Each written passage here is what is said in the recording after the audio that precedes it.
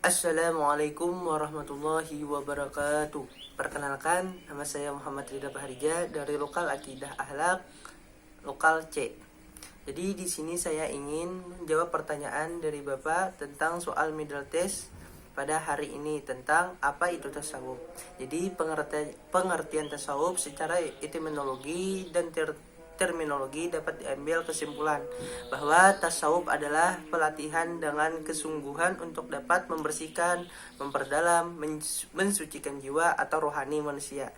Hal ini dilakukan untuk melakukan pendekatan dan takaruf kepada Allah dan dengannya segala hidup dan fokus yang dilakukan hanya untuk Allah semata.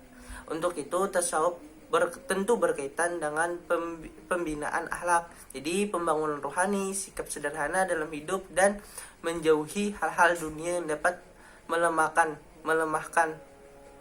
Jadi tentu hal ini bisa membantu manusia dalam mencapai tujuannya dalam hidup. Untuk itu praktik tasawuf ini dapat dilakukan oleh siapapun yang ingin membangun akhlak yang baik, sikap terpuji, kesucian jiwa dan kembalinya pada ilahi dalam kondisi yang suci.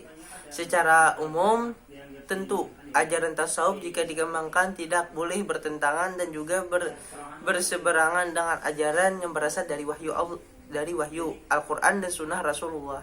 Sebagai untuk kecintaan manusia kepada Rasulullah, tentunya juga harus tetap melaksanakan ibadah sebagaimana Rasul ajarkan.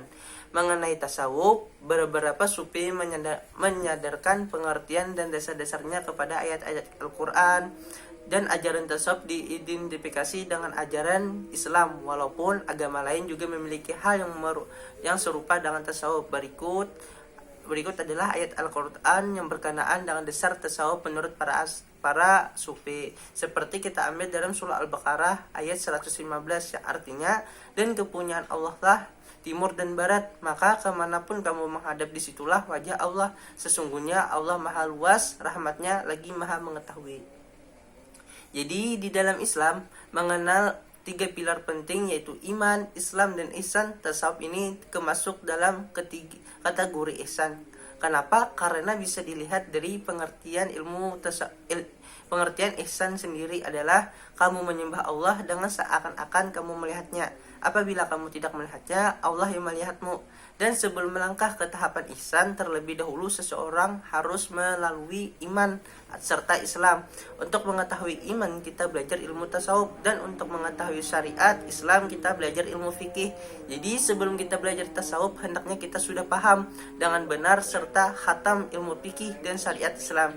Jika tidak, maka akan menyebabkan kesalahpahaman dalam memahami tasawuf nantinya. Demikianlah jawaban dari saya. Wassalamualaikum warahmatullahi wabarakatuh.